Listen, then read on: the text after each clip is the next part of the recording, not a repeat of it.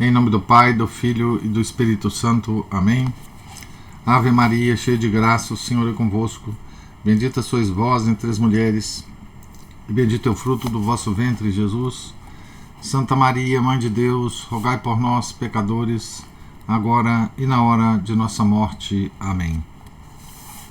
São José, rogai por nós. São Felipe Neri, rogai por nós. Nossa Senhora das Dores, rogai por nós. Em nome do Pai, do Filho, do Espírito Santo. Amém.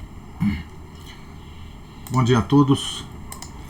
Nós estamos aqui na página 53 da biografia de São Francisco de Sales, escrita por Padre Jacques Leclerc. Estamos na parte da piedade salesiana. Vou ler o parágrafo anterior aqui, depois a gente continua. São Francisco de Sales desempenhou um papel considerável no desenvolvimento da piedade católica.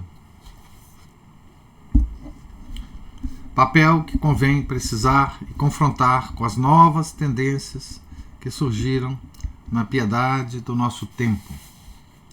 Aqui o autor cita Ver, o segundo volume, A Invasão Mística, que trata do tempo de São Francisco de Sales. Eu não sei exatamente a que ele se refere, talvez a um livro que ele próprio, o autor próprio, tenha escrito, né?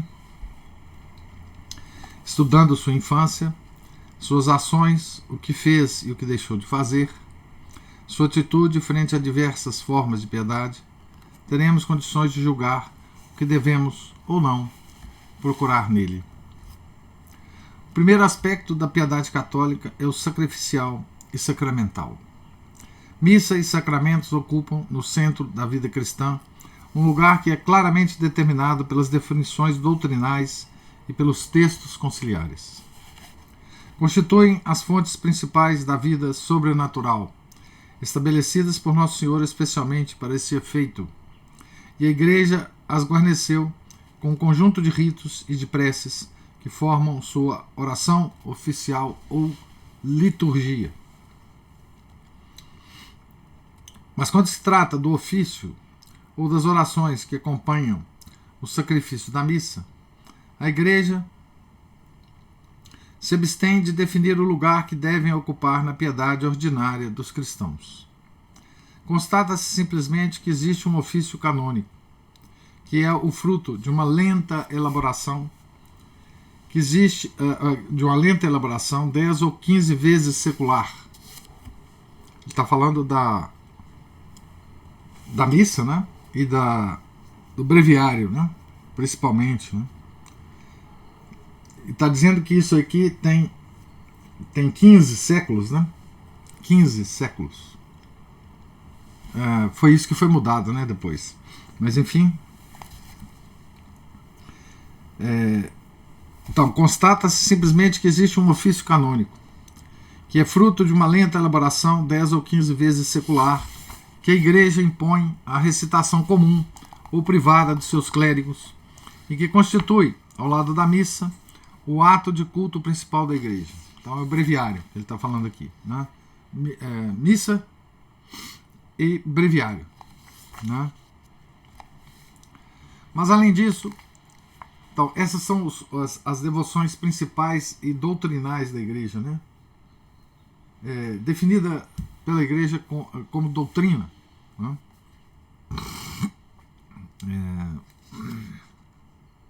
Mas além disso, outras devoções alheias ao ofício se desenvolveram ao longo dos séculos e, em maior ou menor medida, foram regulamentadas pela autoridade eclesiástica e assim assumiram, em maior ou menor grau, o caráter oficial. São a adoração do Santíssimo Sacramento sob suas diversas formas, o caminho da cruz, a Via Crucis, né? Que é aclamada pela Igreja com várias indulgências, né?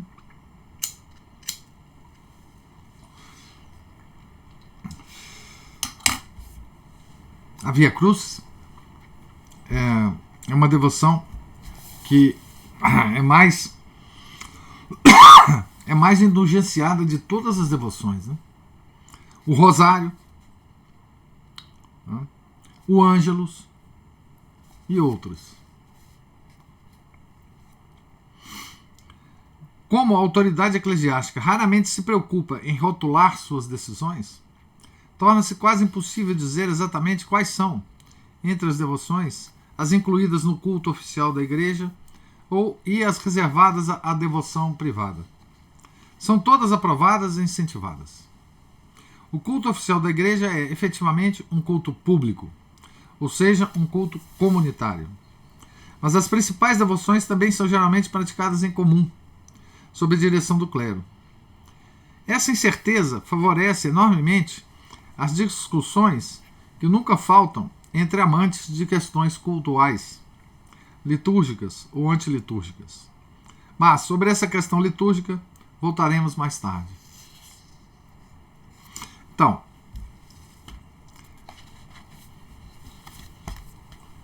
o que ele está dizendo aqui é o seguinte: a Igreja oferece doutrinariamente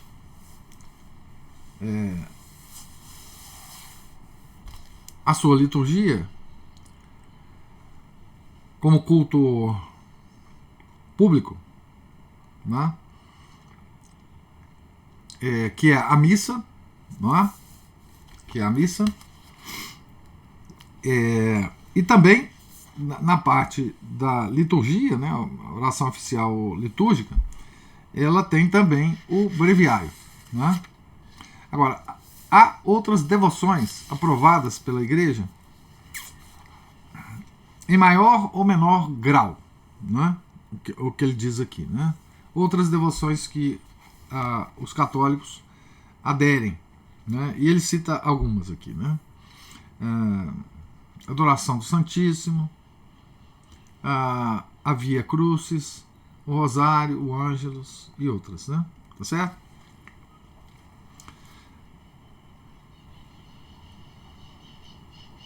Enfim, a oração estritamente privada, individual, então são cultos públicos, né? Deve desempenhar um papel considerável na vida do cristão, uma vez que o cristianismo consiste em uma vida fundada sobre relações íntimas entre Deus e os homens. E a oração é o ato pelo qual o homem se comunica com Deus. O ensinamento dos teólogos atribui múltiplos fins à oração. Destina-se a louvar a Deus, a oração latrêutica, a mover sua misericórdia, a oração propiciatória, a obter-nos graças, oração impetratória, e a agradecer-lhe, oração de ação de graças. 4 tipos, né, de oração. Os autores espirituais assinalam ainda um quinto efeito da oração, indireto, embora importante, que consiste em atrair nossa atenção para Deus e em inflamar nosso amor. Une-se a isso a meditação, que é uma reflexão sobre as realidades sobrenaturais. Meditação ou oração mental, né? Oração mental. Esse último ponto de vista, que é o da oração mental, que é atrair nossa atenção para Deus, é o psicológico. Oração e meditação unidas e relacionadas com o bem direto e perceptível feito à alma. Analisa-se então a oração na medida em que ajuda a alma a unir-se com Deus por uma percepção mais clara de sua realidade e o impulso mais vivo dos afetos. Então, mover os afetos, né?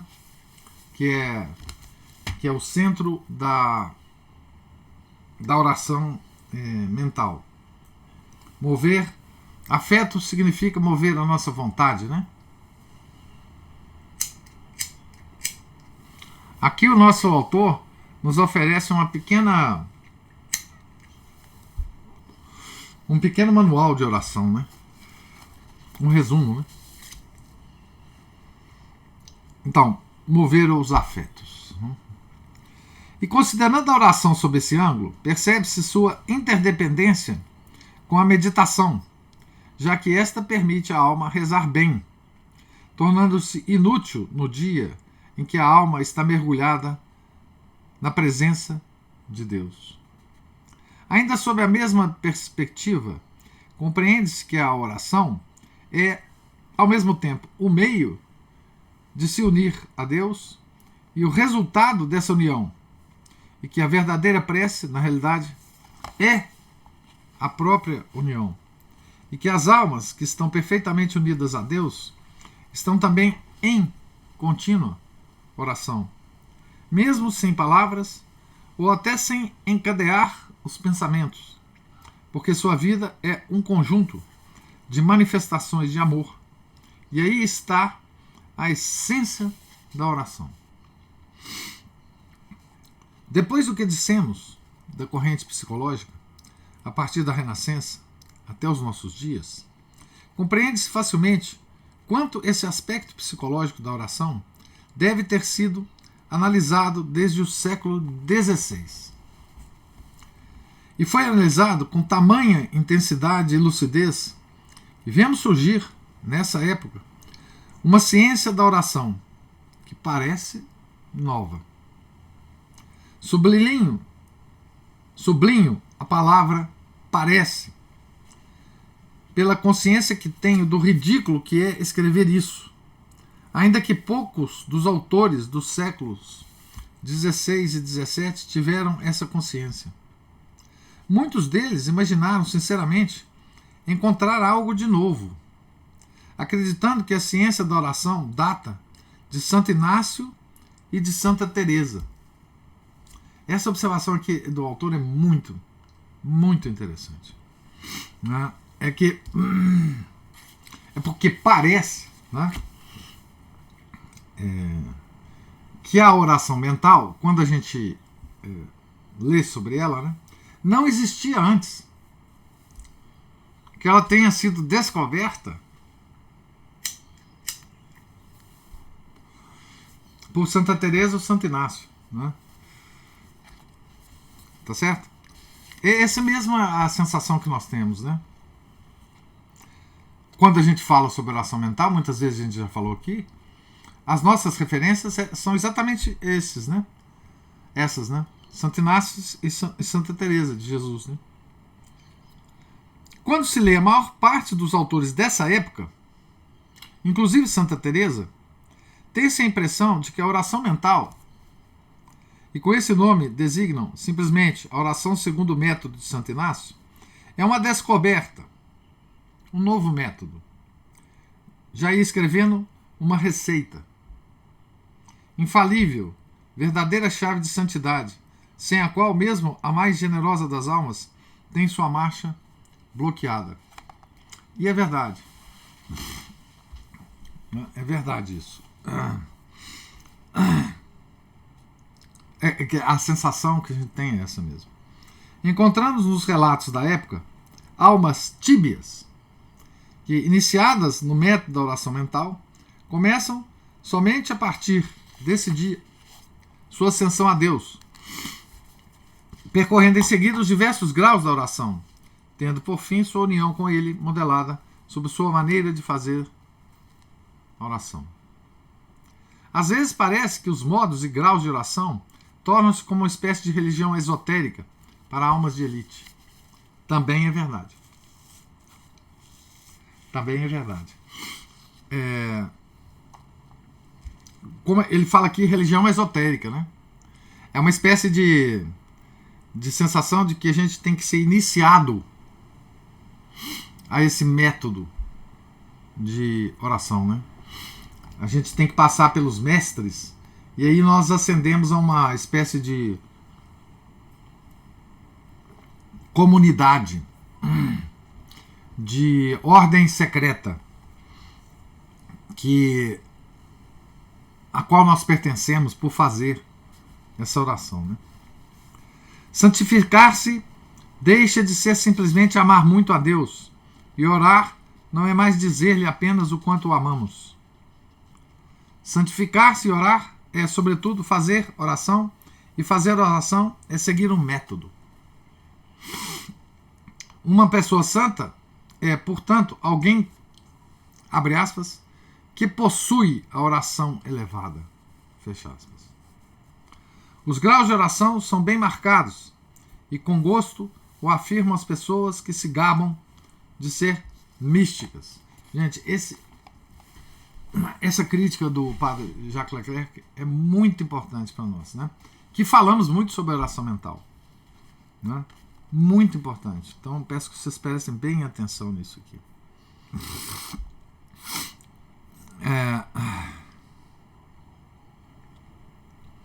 Então, os graus de oração são bem marcados e, com gosto, o afirmam as pessoas que se gabam de ser místicas. O padre Bremont, em sua excelente história do sentimento religioso,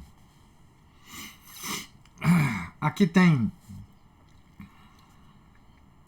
uma nota dizendo assim: ver em Bremont, obra citada, capítulo 4, a figura de Margarida Acarri, cuja santidade extraordinária deve reconhecer, mas cuja descrição não pode deixar de lastimar. Então, Padre Bremont, na sua excelente história do sentimento religioso, traz mais detalhes sobre esse assunto. São a tal ponto significativos que não é possível discordar do autor quando faz referência a essa mística, essa Margarida Acarri, né, que se propaga, a referência a essa mística que se propaga e que ele analisa com uma extrema complacência. Essa ciência da oração mostra-se muitas vezes, mesmo para os mais piedosos, como estranhamente artificial. Mesmo para os mais piedosos.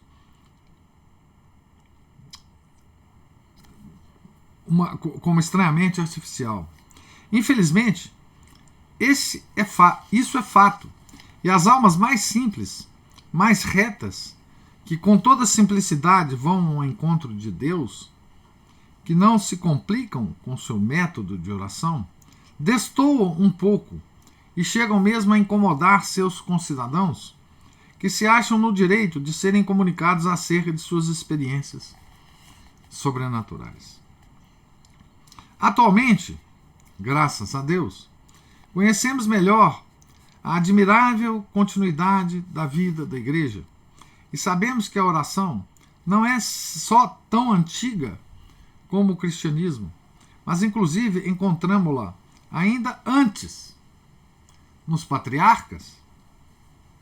E não ignoramos que a ciência da oração foi abundantemente cultivada durante toda a Idade Média em uma literatura de exuberante riqueza, e que o amor prescinde de métodos do mesmo modo que o gênio faz com as regras. A pessoa genial, né, não precisa de regras, né, para atingir a genialidade, né? A obra da Renascença se reduz, a nossos olhos, a proporções mais modestas e realistas. Analisou com perfeição os estados da alma e os modos da união com Deus.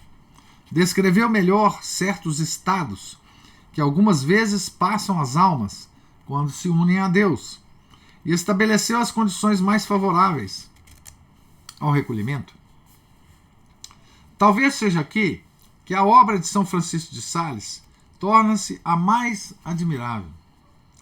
Sem contradizer ninguém, lançando mão de todos os ensinamentos de seus predecessores, soube, pelo simples poder do seu genial bom senso, restabelecer a oração no lugar adequado na vida. Sendo extremamente metódico, quer colocar alguma ordem na vida espiritual e aconselha os métodos habituais para a oração. Mas ao fazer isso, graças ao fascínio de sua índole própria, conseguiu desvencilhar a devoção desse aspecto de receita espiritual, comum em outros autores, e misturada à vida, tal como apresenta, surge simplesmente como florescimento normal da alma, florescimento contínuo, harmonioso, total. Quando se lê pela primeira vez o Tratado do Amor de Deus, é com dificuldade que se encontram os estados extraordinários, assim como a classificação de seus diversos graus, mesmo que lá estejam presentes. Aliás, tudo o que é tratado por outros se encontra também nos seus escritos, mas nesse caso, situado adequadamente, conecta-se com a vida. Legitimando dessa maneira a oração extraordinária, São Francisco de Sales fez mais que qualquer outro, resguardando-a contra desvios, o que implicou em um imenso serviço prestado à Igreja. A união sobrenatural das almas com Deus, para a qual Nosso Senhor nos chama, é coisa tão elevada, sobrepuja de tal forma tudo quanto se possa imaginar e exprimir, que fica sempre certo receio quanto às 1000 contrafações que possam sobrevir. Até na melhor mística, existe o perigo do espírito afeiçoar-se pura e unicamente a esses fenômenos. Fenômenos que se produzem na própria vida, que são talvez o cume da vida, mas não constituem a vida. E que, na realidade, não se podem conceber separados da vida e da prática do amor na vida cotidiana. Fica sempre o receio de que esses fenômenos, se estudados em si mesmos, isoladamente, com o interesse que se torna apaixonado, acabemos de fato por separá-los da vida e torná-los uma espécie de ginástica espiritual, de acrobacia espiritual, poder-se-ia dizer, que não dilata mais a alma toda, mas somente o seu poder de oração. Olha, isso que o padre Jacques Leclerc fala aqui é muito importante.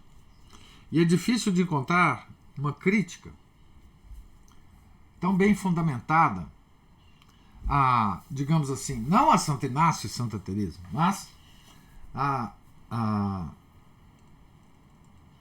digamos assim, a hipervalorização desses métodos, né, de oração mental. Não é à toa que Santo Afonso, inclusive, dizia num retiro que ele pregou para as feiras carmelitas. Santo Afonso é 2 séculos depois de Santa Teresa, mais ou menos, né? Então, Santa Teresa é do século XVI, Santo Afonso é do século XVIII, né? Ele dizia que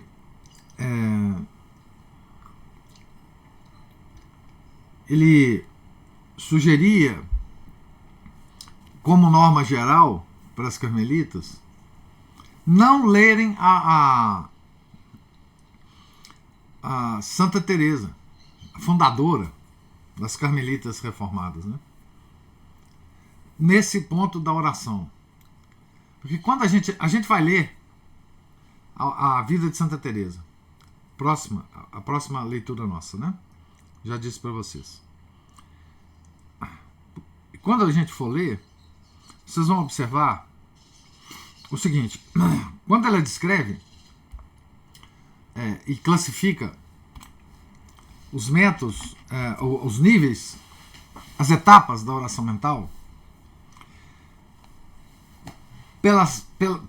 pelos quais ela passou, né? E da onde que ela aprendeu a oração mental? Não foi de Santo Inácio, porque ela é contemporânea de Santo Inácio, né? Então, nós vamos ver, inclusive, a relação dela com os jesuítas.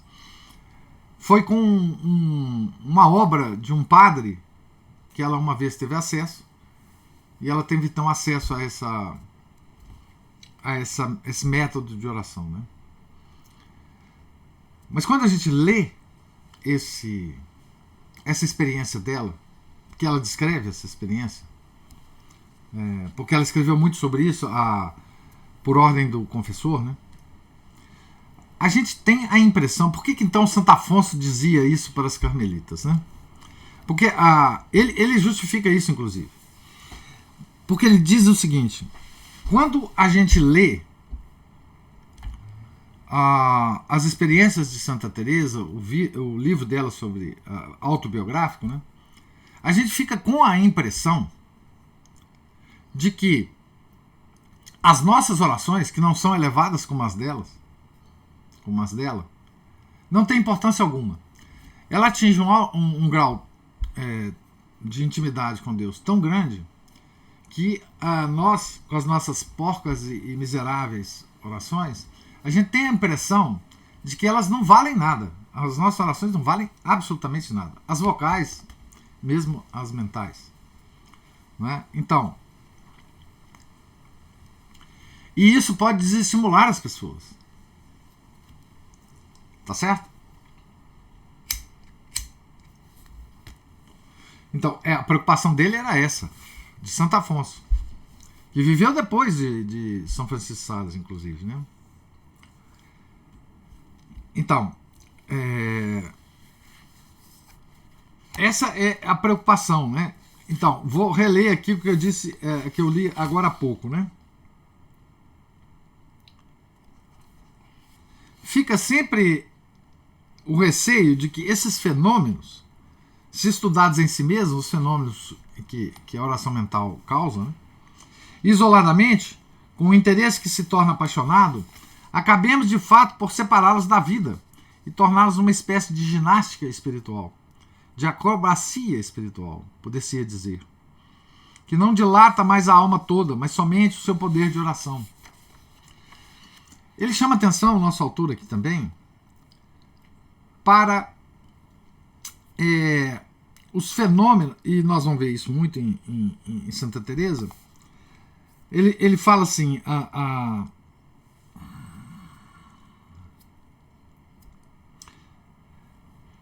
vou reler de novo uma frase que eu li. A união sobrenatural das almas com Deus, para a qual nosso Senhor nos chama, é coisa tão elevada, sobrepuja de tal forma tudo quanto se possa imaginar ou exprimir, que fica sempre certo receio quanto às 1000 contrafações que possam sobrevir. Ou seja,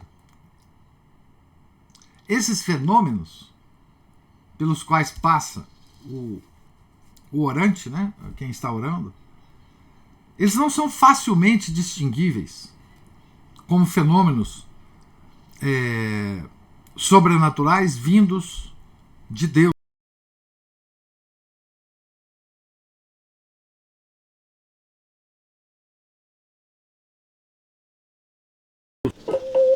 Deu uma travada aqui, eu vou ler de novo. A união sobrenatural das almas com Deus, para o qual nosso Senhor nos chama, é coisa tão elevada, sobrepuja de tal forma tudo quanto se possa imaginar e exprimir, que fica sempre certo receio quanto às 1000 contrafações que possam sobrevir. Ou seja, é muito difícil distinguir a própria pessoa, distinguir se esses fenômenos são de fato fenômenos primeiro, sobrenaturais e não da própria mente do indivíduo, e segundo, se a proveniência deles é de Deus ou é do demônio. Tá certo? Isso também é o caso dos místicos, de modo geral. Com Santa Teresa fica claro, e nós vamos ver detalhes sobre isso. Ela própria não sabia, ela própria duvidava do que estava acontecendo com ela. Tá certo? Então é outro aspecto desses fenômenos. Mesmo que a gente pratique a oração mental e mesmo que a gente que ocorra com a gente esses fenômenos, é muito difícil de distinguir a origem deles. Não é? Muito difícil. No caso dos místicos, dificílimo. Não é? Sei bem que os verdadeiros místicos estão protegidos desse perigo, mas trata-se aqui da literatura mística e de sua influência. Sei também que os grandes autores místicos concordam todos quanto à existência desse perigo. A título de exemplo, basta nos recordar da bela carta de São Francisco de Ávila a Santa Teresa a respeito da autobiografia da santa, o livro da vida, carta onde expõe precisamente os graves perigos desse tipo de relato. Veja, São João de Ávila, da mesma cidade de Santa Teresa, né? Escrevia para ela a respeito do perigo que é o relato que ela faz no livro da vida, que é a autobiografia dela, sobre esses estados. É perigoso isso, né? Santa Teresa e São João da Cruz, para não citar outros mestres clássicos, concentram-se em recordar que os estados de oração não são a santidade e que o principal fator de apreciação desses estados é a pureza de vida, a humildade, o desapego, a caridade efetiva que se lhes segue. Não impede que as obras, como as de Santa Teresa, que são inclusive obras ocasionais, tratem quase exclusivamente da oração. E só isso é suficiente para que muitos espíritos confundam oração e perfeição, pelo que as discussões sobre os métodos de oração, com suas divisões e distinções sutis, dão a muitos a impressão de que a santidade é questão de método, e que sem ele nem a graça, nem a generosidade podem conduzir a alma satisfatoriamente. Na obra de Padre Bremont, no volume consagrado aos métodos dos religiosos Lallemerde e Surrin, o leitor fica com uma extraordinária impressão de coisa artificial, de vida ilusória. Há então um grave perigo na mística, já que facilmente perde o contato com a vida real. Tanto que todas as grandes épocas da literatura mística se destacam não somente pelo surgimento de obras-primas, mas também por condenações contundentes. O século XIV teve Eckhart e o misticismo panteísta. O século XVII terá o seu término com Madame Guyon. O mal anda à espreita ao redor do santuário. O faquirismo prescruta a mística. O faquirismo é a prática oriental, né, dos faquires. Né? Muito interessante isso aqui também. Extremamente sutil essa crítica. Prestemos bem atenção. Né? Quer dizer, é muito fácil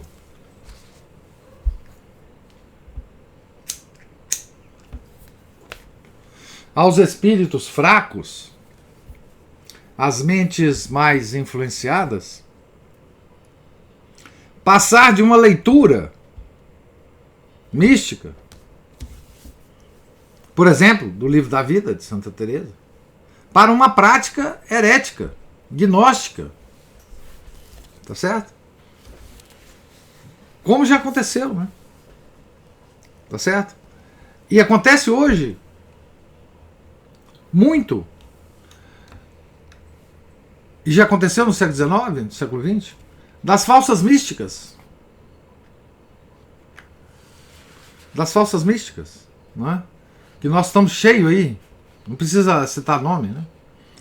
Inclusive na época de Santa Teresa teve uma falsa mística também, a Madalena da Cruz. Nós vamos ler sobre ela, tá? em torno da qual parecia ocorrer fenômenos místicos. E era tudo uma imitação demoníaca, né? É em tudo isso que São Francisco de Sales contrasta admiravelmente.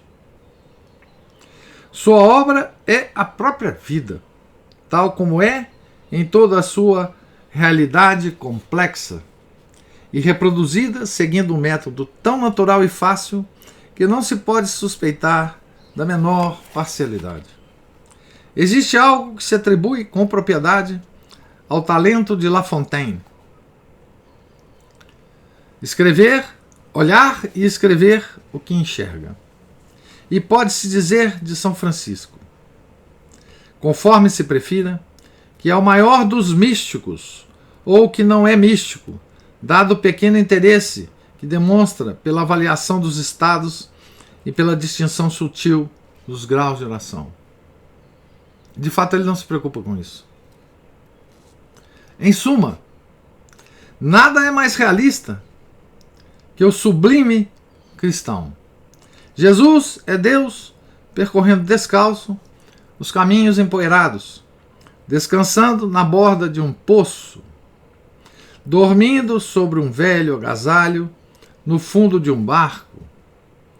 Mas é Deus mesmo assim. A perfeição cristã é sempre imitar Jesus na simplicidade e ao mesmo tempo encontrar essa simplicidade na vida divina. O perigo da mística é procurar a Deus por si mesmo, fora dessa simplicidade da existência terrena. Procurá-lo como se encontra no céu, mas não como se encontra na terra. Quem disse que ao se pretender ser anjo, acaba se tornando besta? Contra esse perigo, São Francisco de Sales reagiu serenamente, sem mesmo fazer referência a isso, por sua inegável compreensão da realidade cristã, a tal ponto simples que essa compreensão muitas vezes chega a parecer ingênua. Ele é doutor da Igreja por ter expressado melhor que qualquer outro essa simplicidade da sublimidade cristã, por ter explicado como essa perfeição cristã está na vida de todos os dias, e por ter sabido fazê-lo sem nada sacrificar os dois termos, nem a sublimidade divina, nem a insignificância humana.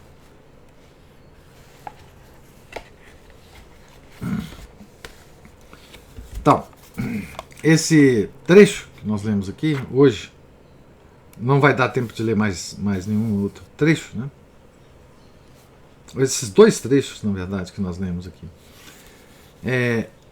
são muito importantes, né? Aqui nós temos um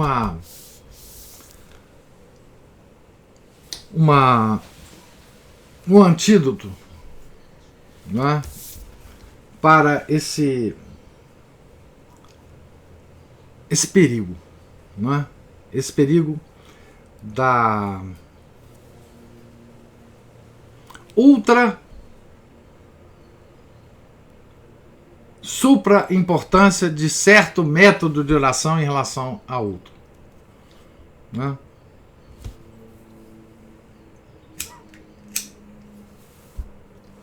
No livro tem um livrinho de Santo Afonso sobre a oração, certo?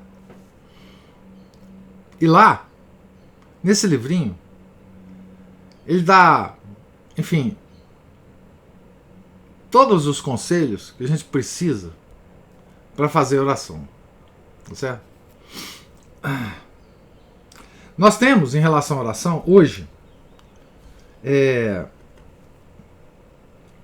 como nós somos sofisticados, como nós vivemos em tempos sofisticados, né, nós temos a tendência de sofisticar a oração por meio de métodos, né, para se fazer oração. método. Nós somos cheios de regras para fazer oração. Tá certo? Ou seja, nós perdemos essa simplicidade do nosso trato com Deus.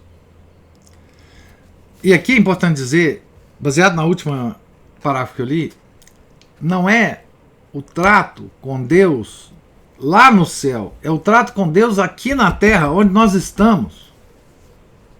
Tá certo? É o trato com Deus segundo a nossa realidade. E Ele trata com a gente segundo a nossa realidade aqui. Aqui. Né? O que pode advir dessa sofisticação de método? Por exemplo, eu vou dar um exemplo para vocês. Uma vez eu ouvi uma conferência, não vou dizer nem onde, de uma pessoa que estava estabelecendo regras para rezar o rosário. Certo? Então, ela estabeleceu uma quantidade tão grande de regras para rezar o rosário que a minha conclusão, no final da palestra, é que era impossível rezar o rosário perfeitamente, segundo as regras dessa pessoa. Tá certo? Então hoje nós temos regras para tudo. Tem gente que nos ensina a rezar o rosário. Tá certo? Lembra dos pastorzinhos rezando o rosário no campo? Né?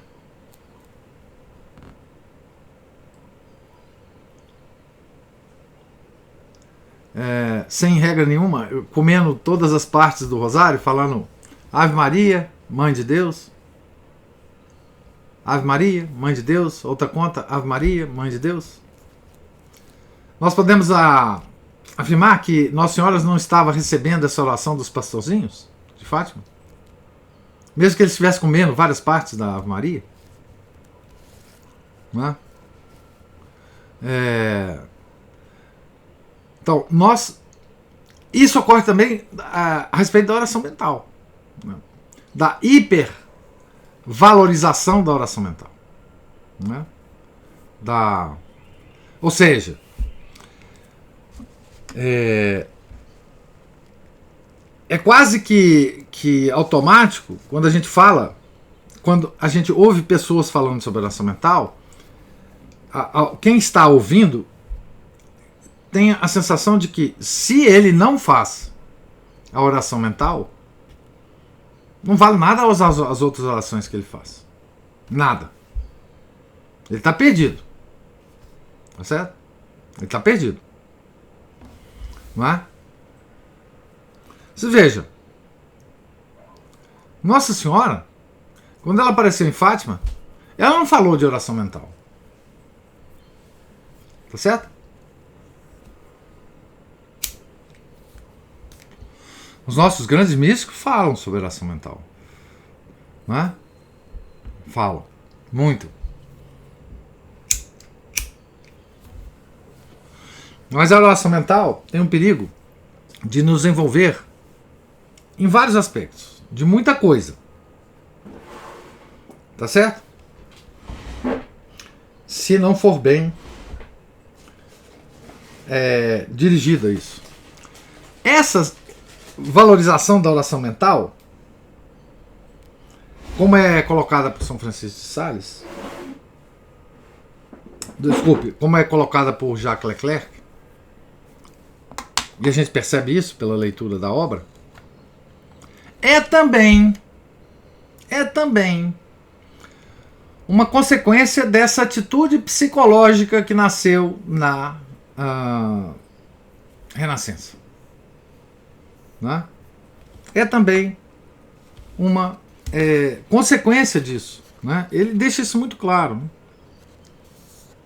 Esse último ponto de vista é psicológico. Oração e meditação unidas e relacionadas com o bem direto e perceptível feito à alma. Com tudo isso, quero dizer o seguinte. Quando a gente reza um terço, né? Muitas vezes distraído, muitas vezes pensando em outras coisas, a gente tem a impressão que aquela oração não foi recebida por Deus. Porque o nosso texto não foi bem meditado, porque a gente teve várias distrações. Essa é a impressão que dá quando a gente tem muitas regras e muitas para oração e muitas regras para orações elevadas, enfim, não é? E isso é deletério para nós. Porque pior do que um terço mal rezado, tá certo? É um terço não rezado. Nós não podemos nos desanimar porque a gente reza terço mal rezado. E isso é da natureza nossa, é da realidade nossa. Nós observamos isso. Nós não temos poder de concentração assim para rezar, enfim, raramente, não é? Nós temos a sensação de rezar um terço bem rezado. Não é?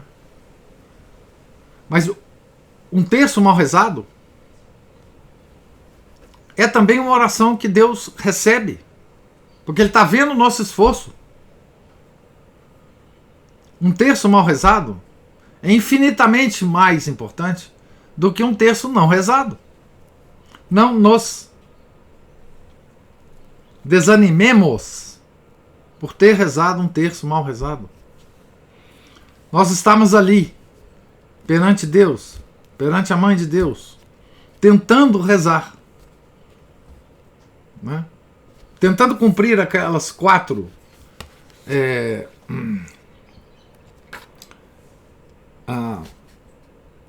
funções da oração, né? Tá certo? Quais são as 4? Primeira, louvar a Deus. Segundo, mover sua misericórdia. Terceira, obter-nos graças. Quarta, agradecer-lhe.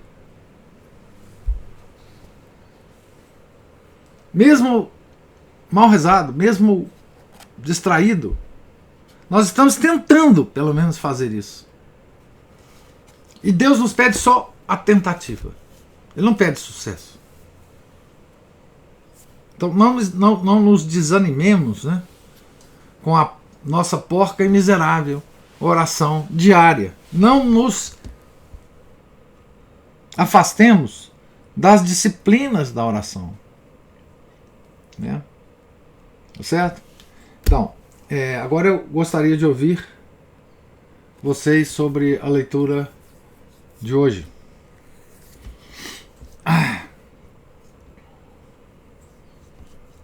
Ei, professor.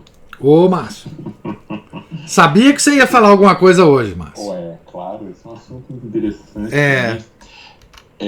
O que eu disse também, aí, por último, uma frase genial aí, que eu vou, né, assim, parafraseando, seria, né, a nós compete o esforço, não o resultado. Isso. Né, como os antigos gladiadores também falavam, né, com um jogador lá, às vezes era em Roma, era o próprio imperador, né, a nós a luta, a vós a vitória. Isso. Pode conceder a vitória a quem lutar melhor. Saia vivo ou morto daquilo. Inclusive, diz os relatos que a maior parte saía ferido, mas saía vivo. É muito interessante, né? O senhor também falou, né? Uma oração mal rezada é melhor do que a não rezada. É óbvio que uma melhor rezada é melhor do que uma mal rezada também. Claro. Mas isso aí a gente faz à medida do possível, né? Dentro daquilo que a gente vê no alcance. Essa questão dos métodos, a gente vê que cada autor dá certas diretrizes, eles acabam caindo naquela escala claustrária da Idade Média, daqueles 4 pontos básicos, mas a partir dali, todos os autores já vão ramificando essa árvore, né? Ela tem um tronco principal, os galhos principais dali decorrendo da habilidade da pessoa, do nível de habilidade que ela tem, porque a oração essencialmente também é uma habilidade prática. Isso. Ela tem certas dicas, né? Você vai partir de certos pontos, né? Tem certos pontos de partida, certos pontos de meditação. O ponto isso vira uma espécie de um ciclo vicioso. A boa oração, você vai ter que sempre partir da humildade e ela vai a crescer em humildade, né, em visão das coisas, em sabedoria, discernimento, à medida que a pessoa for rezando. A partir daí a pessoa vai crescendo, e aí vem os autores que colocam, isso aqui, eles vão dando dicas práticas, porque eles mesmos já encontraram essas dificuldades, encontraram as formas de superá-las, e vão dando as dicas para os outros. É claro que, igual eu estava comentando com a Ana Paula aqui, do lado aqui, pelo fato da gente não ser um chefe de culinária francesa que oferece um jantar em 7, 8 pratos, vindos um atrás do outro, né, como escreveu o Pachazal uma vez, aquele que está lá nas Filipinas. A Festa de Babette é um ótimo filme. A Festa de Babette, esse filme eu assisti assim, dormindo, né? Ou seja, não assisti. Passou isso né? Aí eu vou lembrando da Cristina aí, né? Na Rafis, primeiro período. Né? Mas a Festa de Babette é esse jantar sofisticado. É um clássico disso, até achei interessante umas partes. Só depois, assim, eu acho que eu dei umas pescadas e perdi o Mas deve estar aí pelo YouTube, você deve conseguir assistir. Sim, tem coisa impressa por aí afora. Né? Mas é uma coisa simples, ou seja, pelo fato de a gente não oferecer um jantar com 7, 8 pratos, assim, que coisa sofisticada, bacana, primorosa, sabor perfeito, né? Capaz de satisfazer os gostos mais delicados e aprimorados. Nada impede que a gente possa fazer ali um pão com ovo, um pão com linguiça e estar alimentado. Nosso objetivo é estar alimentados, né, com a graça de Deus, com as luzes que Ele nos dá para poder ajudar a superar os problemas dos nossos dia a dia, no cumprimento do nosso dever de Estado. E de cada um, né? De cada um. E cada diferente, tem né? a sua particularidade. Né? A minha particularidade é uma, a Cruz do Senhor é uma, Ana Paula é outra, a minha é outra. Isso. Não é? Isso. Exatamente. Então, ele vai dar aquela ajuda para cada um ali. Não quer dizer que a gente vá chegar aos picos, os cumes assim, do Himalaia, da meditação, mas de repente a gente precisa subir só num cupim de pasto para poder enxergar melhor as coisas. E para poder nos salvar, né? Assim, a salvação tem vários caminhos, né? Exatamente, tem várias formas. E agora o essencial é que precisa valer, né? A oração, esse tipo de oração é aquela metáfora que eu já mencionei antes em outras falas aqui. Ela é igual o voo do pássaro, né? A gente senta num lugar aí e fica observando, principalmente o gavião assim voando, né? Ele vai, bate asa, e de repente ele pega uma corrente de vento e pronto, ele plana sozinho. Isso. Ou seja, a pessoa mesmo, o método, ele só auxilia ela a conduzir pelas condições básicas, tipo, o que eu tenho que fazer? Depois chega um ponto que o próprio Deus já vai conduzindo, já vai mostrando aqui, olha aqui, ó. Só que você está precisando melhorar, olha aqui. Você é igual a ele, compara, aí você está lá meditando, né, alguma coisa que Jesus fez, algum santo fez, de repente Deus te coloca lá na situação, olha só, você tentando fazer, você acha que consegue fazer o que esse cara faz, por quê? Por que você não faz? Mas é porque incapacidade ou má vontade da sua parte? Aí você começa a ver, e aí, o que você vai fazer com isso? O que você vai se esforçar para poder melhorar? Isso mesmo. Né? Não é uma visão, uma revelação. Né? Chega Nossa Senhora com os anjos todos, São José, os anjos trocando São Pedro, São Paulo. Isso, vem os santos, de repente aquele coro, assim, aquela polifonia renascentista. Os querubins. Isso, não. Que não é o teto de uma igreja barroca lá. Né? Você tem que deitar no chão e cair o queixo olhando. Não. Simplesmente, muitas vezes, não isso. Às vezes pode até acontecer. Isso Deus é que sabe. Da nossa necessidade, da nossa missão, do que a gente tem que fazer. Mas geralmente é isso, são pequenos toques, você vê, né? Ou seja, a coisa vai andando. E eles são... E esses métodos, as próprias pessoas que escrevem seus métodos falam, não é para seguir isso rigidamente, que para apenas conduzir a pessoa, né? E às vezes o perigo que há também muitas vezes, que eu já vi muitos, né? Muitos, certas pessoas, certos tridentinhos, vamos dizer, como nossa senhora, isso aí. Eles acham o seguinte, se tem tantos perigos, é melhor não fazer do que fazer. Não. Então já é um outro perigo. Não, já é outro Inclusive, perigo. essa moção de não fazer, ela não costuma ser uma coisa de Deus. Não né? é, não é. E é melhor fazer de modo simples e você vai aos poucos galgando os passos necessários, caso você precise chegar lá. Caso não precise, aquele ponto que você tiver atingido já é suficiente. Porque a oração mental, o Márcio, tirando todos os métodos dela, ela é fundamentalmente uma reflexão sobre alguma parte da vida de Nosso Senhor, alguma parte do Evangelho, algum salmo que você lê e você quer pensar mais a respeito. A oração mental é isso. Exato. Não tem... Exatamente. Né? Uma reflexão ajudada, né? Deus às vezes te dá uns toquezinhos. Assim. É aquilo que você falou ontem, né? Tem coisa que eu penso há 20 anos. Pô, isso é uma meditação, ué. Exatamente. Deus vai de vez em quando, você faz aquele, por que as pessoas fazem isso? De repente chega uma pessoa, uma causa segunda, que você pode falar, comenta algo com você, coloca na sua mão um texto sobre aquilo. Acabou. Se Deus não te responde ali, muitas vezes não vai responder dessa forma e cai e pronto. Você tem que ficar atento. Apenas isso. A qualidade assim, que a pessoa tem que desenvolver durante a oração mental é a atenção. Porque muita gente, às vezes a crítica que eu faço, por exemplo, o pessoal de oração vocal, que faz aqui parecendo um disparo de metralhadora. É porque a pessoa está disposta a falar, mas ela não está atenta, porque muitas vezes no falatório dela, ela escuta, vamos dizer assim, entre aspas, né?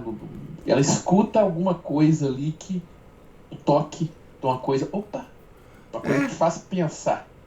Você para naquele momento ali e começa a pensar naquilo ali, gente, não tinha reparado nunca isso aqui, tal, que na minha vida eu faço assim, exatamente. Assado, e veja, uma coisa incrível, né? Eu, por exemplo, admiro muito uma parte da vida do pastorzinho lá de Fátima, do Francisco, que ele ficava horas e horas na igreja em meditação, supostamente, né? E aí perguntavam a ele o que ele estava fazendo. Aí ele falava assim, eu estou fazendo companhia a Nosso Senhor. Isso é coisa fantástica. Às vezes coisa simples, simplesmente um silêncio, estar na presença. Santa Teresinha também falava isso, né? Estou fazendo companhia a Nosso Senhor crucificado. Isso, enfim, não tem regra para isso. A oração é a elevação da alma a Deus, já tem essa definição. Agora, o resto aí vai ser como isso vai ser feito, vai depender de um monte de circunstâncias, de inclinações da própria pessoa. A oração do publicano também no Evangelho. Vale. Né? Agora você falou dos pastorzinhos, me fez lembrar uma das aparições de Nossa Senhora para a irmã Lúcia, ela pedindo aquela devoção dos 5 sábados. Ela pede que o pessoal, ela dá uma dica, né, da questão do rosário, boa para o pessoal que quer meditar os mistérios. Isso. Você pede assim, pelo menos 15 minutos de meditação. Né? O próprio Santo Antônio Claret, ele recitava o rosário dele no momento, mas ele separava um outro tempo para isso é muito comum. Um mistério que seja assim, vamos supor, o terceiro mistério da dor, a coração dos espinhos do Nosso Senhor. Às vezes ficava só naquilo. Mas passava assim, um tempo que desse, às vezes era 20 minutos, meia hora, né? E como muitas vezes ele podia aprofundar, podia chegar a mais tempo. Inclusive até o tempo que a gente medita, Deus é que determina. Só, agora tá bom, tchau. Não é a gente que muitas vezes vai determinar isso, né? Porque a minha crítica que eu faço, o pessoal fica contemplamos não sei o que, contemplam nada, parecendo aquelas visitas, city tour de turismo, né? Olha, gente, aqui é o centro histórico de Roma. Bom, ali na frente nós já estamos em Florença. Que? Não vi nada. Né? Exatamente. Então seria só mais isso. Mas aí, claro, se o senhor quiser acrescentar mais coisas aí, né? E se a Cristina tiver, Cristina, eu ouvi seu comentário outro dia e pensei um monte de coisa, depois eu te falo. Até mais. Tá. Mas então, não, é isso mesmo. Nós temos que ter uma perspectiva de simplicidade para as nossas orações, né? Nós não podemos sofisticar as nossas orações. Esse aqui é o ponto, né? Nós estamos tratando diretamente com Deus, e Deus nos quer inteiro ali. Deus não quer que a gente chega ali com todas as sofisticações da nossa mente, né? Deus quer que nós estejamos ali, seja rezando o terço, seja meditando sobre um salmo, seja uma passagem da carta de São Paulo aos Coríntios, enfim. Ele quer que a gente esteja ali inteiro, com toda a nossa simplicidade de alma, com todas as nossas misérias, não é? Exatamente assim. Quer dizer, a última frase que eu li é muito interessante aqui, que é assim: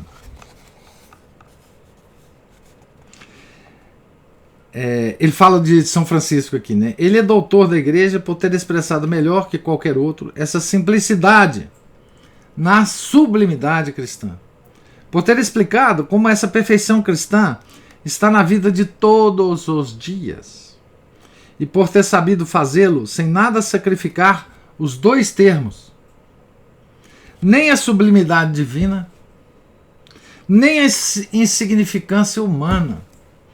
Isso é muito importante, né? Porque na oração a gente espera que Deus,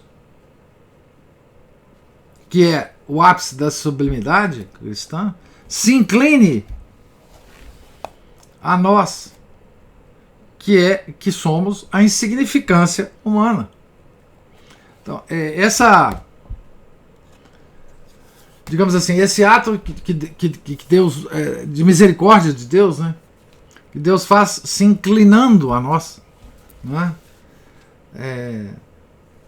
Porque nós estamos cá embaixo, né, e Deus está lá em cima, não é? Então o que a gente espera da oração é que Ele se incline a nós. Mas isso não é, muitas vezes, a maioria dos casos, não é sensível. A gente não vai sentir isso depois de um terço, que Deus se inclinou a nós pelos sentidos físicos. Me deu um bem-estar danado de estar aqui rezando. Não, isso não vai acontecer. Para nós, pode desistir desse tipo de, digamos assim, de efeito da oração, né? O efeito da oração, como você disse, Márcio, ele se produz muito mais no geral da nossa vida do que em detalhes dela. Em certas percepções, em certas mudanças de comportamento, em certas direções, até de leituras. Deus pode através das causas segundas, nos sugerir até certos tipos de leitura. Isso proveniente da oração, mas não necessariamente ligado. A gente não vai perceber essa ligação. Só se a gente fizer uma análise muito cuidadosa da nossa vida, a gente vai perceber todas as vezes que Deus se inclinou a nós e nos reorientou, né? Daqueles retrofoguetes das naves espaciais, né? Nós estamos indo numa direção, aí liga um retrofoguete e nos desvia de direções. Isso, se a gente fizer uma análise cuidadosa da nossa vida, a gente pode perceber. Mas isso é efeito global da oração. Nós não podemos nunca esperar, né, essa, digamos assim, essa manifestação, como você disse, né, dos anjos, dos querubins, São Pedro, São Paulo, Nossa Senhora, São José, enfim. Isso não vai acontecer. Não vai acontecer. Mas Ele está nos dirigindo, né? Nós nunca podemos perder essa perspectiva, né, de que, mantendo nós uma disciplina de oração, mesmo essa oração confusa que nós fazemos, né, nós estamos tentando, que é a única coisa que Deus nos pede. Nós estamos tentando. Então, se a gente está fazendo uma coisa que Ele nos pede, fiquemos tranquilos. Tá certo? Ele vai se inclinar a nós, de forma diversa, de forma, enfim, às vezes não perceptiva, né? Mas é isso mesmo. Quer dizer,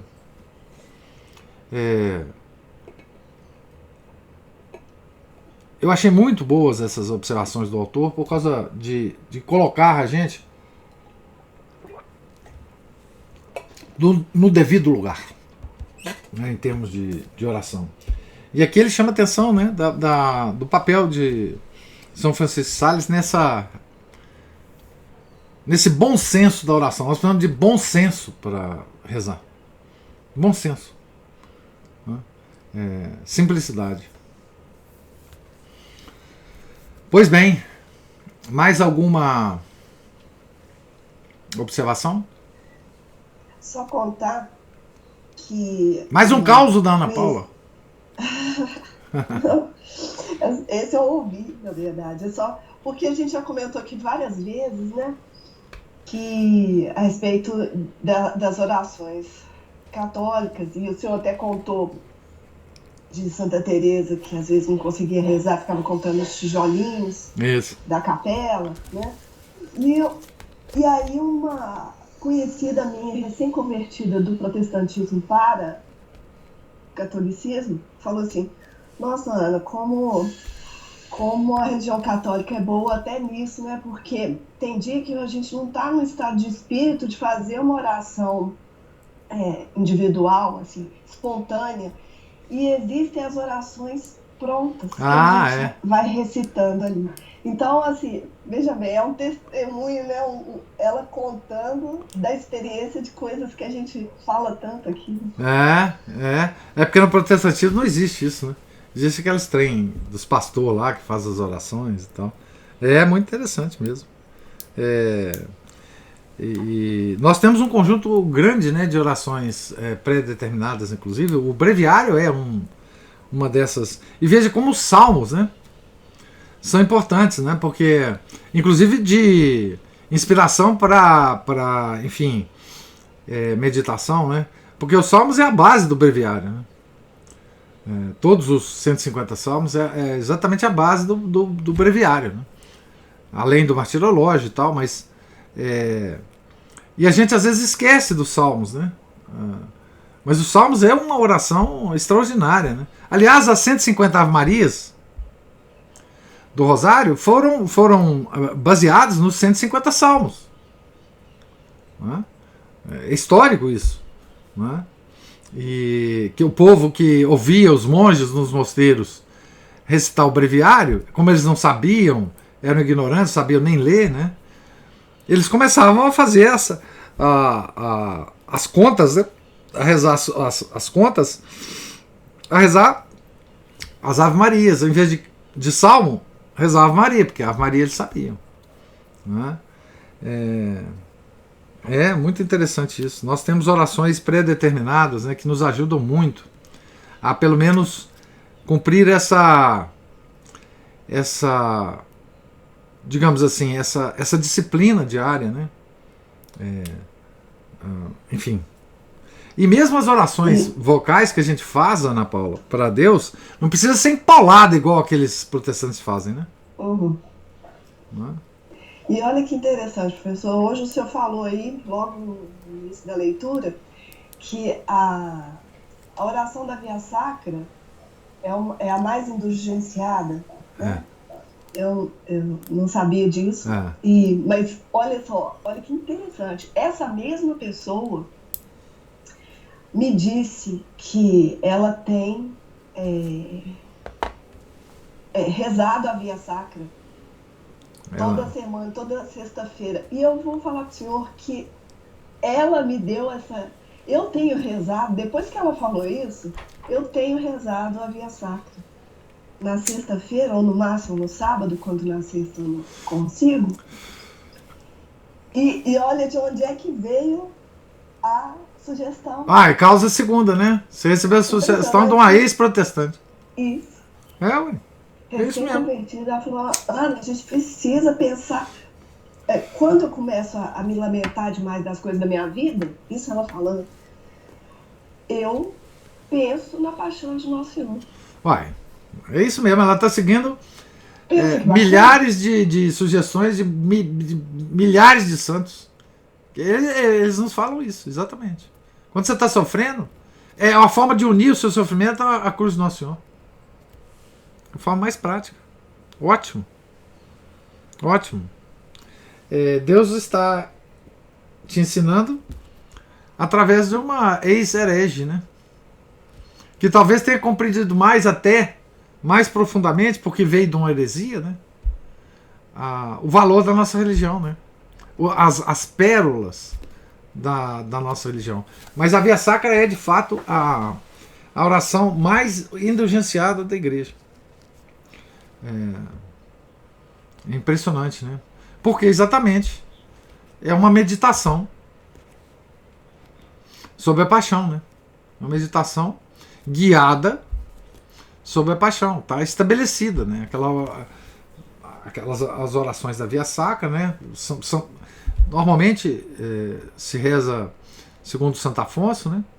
É maravilhoso, né? Aquilo, inclusive assim, aquilo te estimula muito a meditação, né? Porque e os santos falam o seguinte, Ana, se você estiver rezando a Via Sacra e em algum momento você tem a necessidade de parar e meditar sobre um dos passos, você para e medite, não continua não. Você para e medite só sobre aquilo durante o tempo que tiver necessidade. Não se preocupe em continuar, porque é aquele ponto que Deus acha que você tem que aprofundar mesmo, que Ele está interessado em que você aprofunde. Todos os santos falam isso, né? Em qualquer leitura, em qualquer oração, se você sente que naquele momento alguma coisa está te chamando a meditar sobre um aspecto, você deve, inclusive, deixar o resto da oração e ficar naquele ponto. Né? Então, assim, isso também é muito sugerido pelos santos, né? Santo Afonso sugere isso claramente, né? Enfim, assim também com o Rosário, né? Com as meditações sobre os mistérios, né? Muito bem. Mais alguma observação? Então, Deus lhes pague a presença, a paciência, os comentários, as dicas, que muito abrilhantam nossa leitura. Tenham todos um santo dia. Fiquem com Deus. Amanhã, se Deus quiser, nós voltaremos à página 59. Certo? Em nome do Pai, do Filho e do Espírito Santo. Amém. Ave Maria, cheia de graça, o Senhor é convosco. Bendita sois vós entre as mulheres, e bendito é o fruto do vosso ventre, Jesus. Santa Maria, Mãe de Deus, rogai por nós, pecadores, agora e na hora de nossa morte. Amém. São José, rogai por nós. São Felipe Neri, rogai por nós. São Francisco de Sales, rogai por nós. Nossa Senhora das Dores, rogai por nós. Em nome do Pai, do Filho e do Espírito Santo. Amém.